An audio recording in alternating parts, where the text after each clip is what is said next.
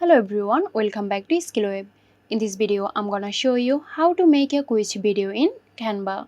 So let's get started.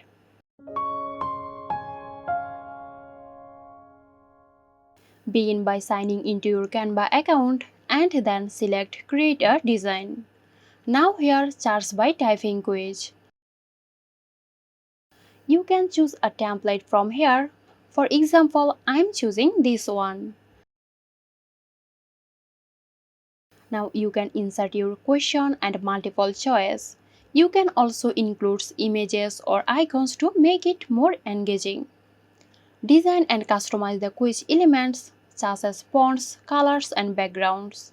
Now add animation to your quiz. Click on Animate and select animation.